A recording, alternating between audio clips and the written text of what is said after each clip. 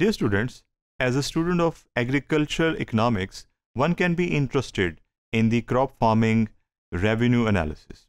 Let us see how we can do that using the integration. So as you can see, we are going to do the crop farming analysis using the integrals. And for that, we have chosen a numerical example. As you can see, the function is there. And let us see which function is this. It is estimated that t days from now, a farmer's crop will be increasing at a rate of this function, bushels per day. तो ये हमें एक function given है जो कि time की terms में है, टाइम इंडिपेंडेंट वेरिएबल है, और जो नंबर ऑफ बुशल्स हैं ये इस फंक्शन को यूज़ करके हम कैलकुलेट कर सकते हैं. And this is how it is changing over time. But by how much will the value of crop increase during the next 5 days? अब आप एंटिसिपेट कर सकते हैं कि हमें एक लिमिट दी जा रही है कि 9 से लेकर 5 दिनों तक की बात की जा रही है. So it's giving us the hint of the lower limit and the upper limit. Market price remains fixed at this. हमने एक ये पीस ऑफ इंफॉर्मेशन को भी नोट कर लिया कि मार्केट प्राइस हमें गिवन है और वो $3 है और पर बुशल, और ये हमने एज्यूम किया कि that is a piece of information which is there, क्योंकि हमने इसे अभी मल्टीप्लाई करना है क्वांटिटी से ताकि हमारे पास वैल्यू आ जाए रेवेन्यू की, इनकम की. That is why.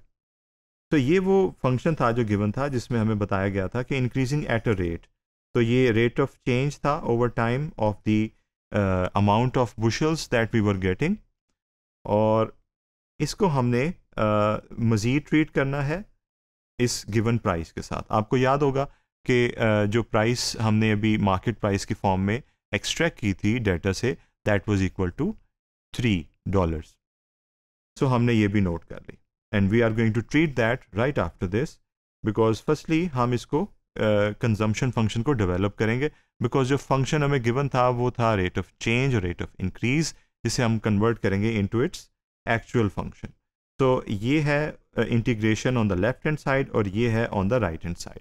आपने देखा इनिशियली हमने जनरल सेंस में लिमिट्स को मेंशन किया, that is from 0 to t, लेकिन आगे जाकर हमें ये भी पता चलेगा कि ये 0 से 5 तक है, because in the given information हमें बताया गया था that it is from 0 to 5. So this is easy for you, you can do this definite integration very easily, इसलिए मैंने आपके लिए डू इट योरसेल्फ कर दिया है. आप वीडियो को पॉज करके इसे चेक कर सकते हैं. So if the answer is this, now we have a certain idea कि हमारे पास जो क्रॉप आफ्टर 5 months है वो होगी 25 bushels. फर्दर मोर हम ये करेंगे कि this crop function over time, however if the increase in the value of the crop is required. वो था हमारे पास क्रॉप फंक्शन ओवर टाइम जो चेंज हो रहा था, it was giving us some value. लेकिन अगर हम वैल्यू ऑफ क्रॉप निकालना चाहें तो उसके लिए आपको पता है प्राइस इनटू क्वांटिटी का हम फॉर्मूला यूज़ करते हैं. सो सी यहाँ पर क्यू का इक्विवेलेंट है और प्राइस की जगह हम 3 लिख सकते हैं. तो आपने देखा कि हमने इस फंक्शन को पहले स्पेसिफिक फॉर्म में लिखा प्राइस और क्वांटिटी, और ये होगा value of that quantity. Value का सिंबल वैसे ही, और ये है क्वांटिटी का फॉर्मूला जो भी हमने डेवलप किया था, और इसे हम विद इट्स लिमिट्स लिख रहे हैं. और P जो है हमें गिवन था in the given information, that was $3. जब हम इसे मल्टीप्लाई कर लेंगे तो ये आंसर हमारे पास डेवलप होगा. इसमें अब हम लिमिट्स अप्लाई करने लगे हैं बिकॉज ये हमारे पास ऑलरेडी गिवन थी. यहाँ पर आपने इस पर लिमिट्स लगानी है by pausing the video, and आपने इसकी कैलकुलेशंस को वेरीफाई करना. जब आप इसकी कैलकुलेशन कर लेंगे, hopefully the answer will be $75. Now this is the value of the crop that will occur in the 5 units of time. Let us see in detail what exactly it is.